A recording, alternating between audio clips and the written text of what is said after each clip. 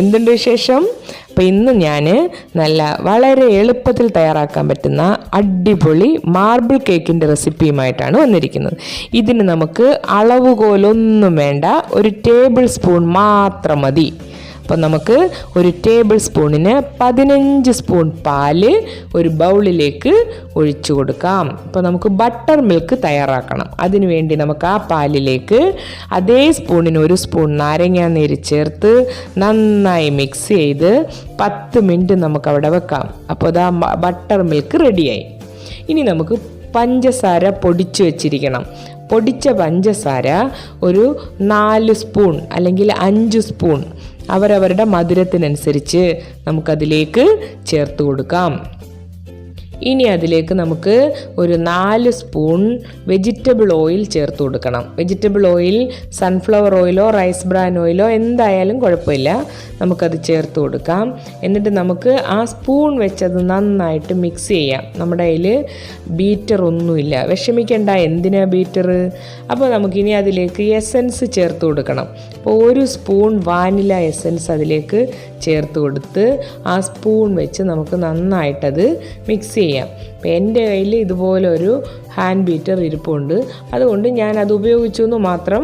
എപ്പോഴും ഒന്നും അത് ഉപയോഗിക്കാറില്ല, ഞാൻ സ്പൂൺ വെച്ച് തന്നെയാണ് മിക്കപ്പോഴും ഇത് മിക്സ് ചെയ്യുന്നത്.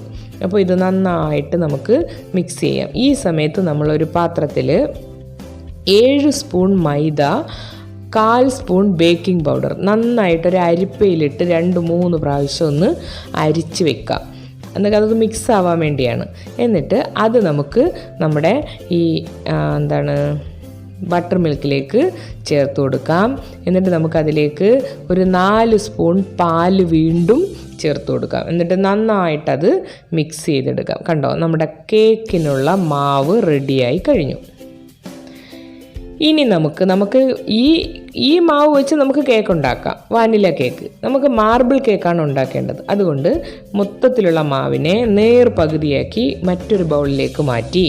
എന്നിട്ട് ആ പകുതിയിലേക്ക് നമുക്ക് 2 സ്പൂൺ കൊക്കോ പൗഡർ ചേർത്ത് കൊടുക്കാം. അത് 1 സ്പൂൺ ആയാലും കുഴപ്പമില്ല. അപ്പോൾ അത് മിക്സ് ചെയ്യുമ്പം മാവ് കുറച്ചൊന്ന് ടൈറ്റ് ആവും.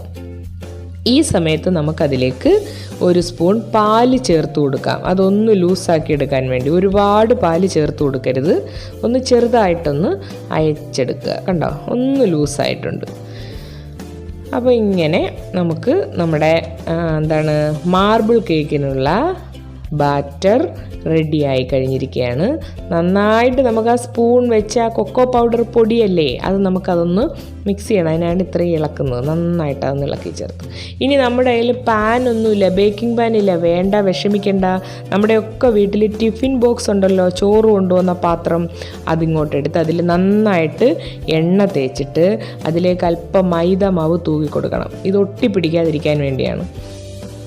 എന്നിട്ട് ആ ബാക്കിയുള്ള മൈദമാവ് അങ്ങ് തട്ടിക്കളഞ്ഞിട്ട് ആ പാത്രം വെച്ചിട്ട് അതിലേക്ക് നമുക്ക് നമ്മുടെ വാനില ബാറ്റർ ഒഴിച്ചു കൊടുക്കാം. ഇത് ലെയറായിട്ടാണ് ഒഴിച്ചു കൊടുക്കേണ്ടത്. എന്നിട്ട് നമുക്കിനി അതിലേക്ക് നമ്മുടെ കൊക്കോ പൗഡർ ചേർത്ത് വെച്ചിരിക്കുന്നത് ഒഴിച്ചു കൊടുക്കാം. ഇപ്പോൾ 2 ലെയറായി.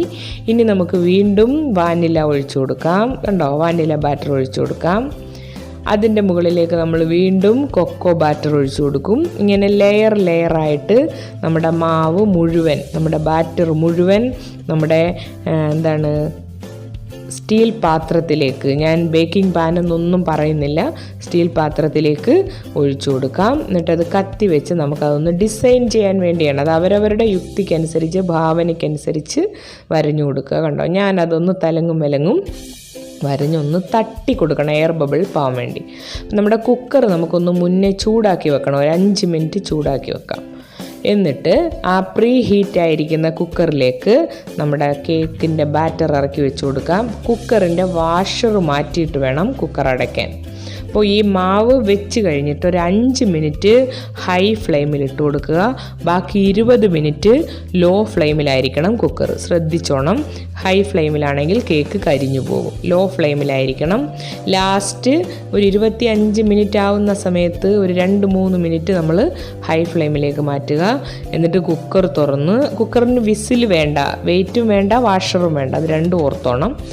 നമ്മുടെ കേക്ക് വെന്ത് കഴിഞ്ഞു. നമുക്കത് പുറത്തേക്ക് എടുക്കാം. കണ്ടോ, ഓവനിൽ വെച്ചാൽ പോലും ഇത്ര മനോഹരമായിട്ട് നമുക്ക് കിട്ടത്തില്ല. കണ്ടോ, ഇനി നമുക്ക് കത്തി വെച്ച് അതിൻ്റെ സൈഡൊന്ന് വിടർത്തി കൊടുക്കാം. അങ്ങനെ ചെയ്തില്ലെങ്കിലും ഒന്നുമില്ല, നമ്മൾ തണുത്ത് കഴിയുമ്പോൾ അത് പാത്രത്തിലേക്ക് തട്ടുമ്പോൾ, കാരണം നമ്മൾ നമ്മുടെ മൈദാമാവൊക്കെ തൂകി വെച്ചിരിക്കുകയല്ലേ, അതുകൊണ്ട് ഒട്ടത്തില്ല. അപ്പോൾ ഇനി നമുക്ക് നമ്മുടെ പാത്രത്തിലേക്ക് അത് മാറ്റാം. കണ്ടോ, ഒന്ന് ജസ്റ്റ് 2 തട്ട് തട്ടുമ്പോഴേ നമ്മുടെ കേക്ക് പാത്രത്തിൽ വീഴും. കണ്ടോ, ഇനി നമുക്കത് തിരിച്ച് വെക്കാം. തിരിച്ച് വെച്ചു. കണ്ടോ, എത്ര സോഫ്റ്റാണെന്ന് നോക്കിയേ. നല്ല മനോഹരമായ അടിപൊളി മാർബിൾ കേക്ക് റെഡി ആയിട്ടുണ്ട്. നോക്കി എന്ത് ഭംഗിയുണ്ടെന്ന് നോക്കിയേ. ഭംഗി മാത്രമല്ല, അതേപോലെ സോഫ്റ്റാണ്. ഞാൻ ഫോട്ടോ എടുക്കാൻ വേണ്ടി മറ്റൊരു പാത്രത്തിലേക്ക് മാറ്റിയിരിക്കുകയാണ്. അപ്പോൾ ഇനി നമുക്കിത് നിങ്ങളെ ഞാൻ കട്ട് ചെയ്ത് കാണിച്ചു തരാം. കണ്ടോ, ഭയങ്കര സോഫ്റ്റാണ്, ഭയങ്കര ഭംഗിയുണ്ട് കാണാൻ. 1.5 മണിക്കൂർ കൊണ്ട് ഞാൻ 2 കേക്ക് തയ്യാറാക്കി. അത്രയ്ക്ക് ഈസിയാണ്. നമുക്ക് ബേക്കറിയിലൊന്നും പോകണ്ട കേക്ക് വാങ്ങിക്കാൻ. കണ്ടോ, മണം അടിച്ചപ്പോഴത്തേക്ക് എൻ്റെ മക്കളൊക്കെ ഓടി വരുന്നു. കണ്ടോ, നല്ല സോഫ്റ്റാണ്, നല്ല ഡിസൈനുണ്ട്. അങ്ങനെ നമ്മുടെ അടിപൊളി മാർബിൾ കേക്ക് റെഡി ആയിട്ടുണ്ട്. അപ്പോൾ എന്തായാലും എല്ലാവരും വീട്ടിലിത് ട്രൈ ചെയ്ത് നോക്കുക, കൂട്ടുകാർക്കായിട്ട് ഷെയർ ചെയ്ത് കൊടുക്കുക. എൻ്റെ ഈ ചെറിയ ചാനൽ സബ്സ്ക്രൈബ് ചെയ്യുക. പുതിയ വിഭവമായിട്ട് വരുന്നത് വരെ ബൈ ബൈ.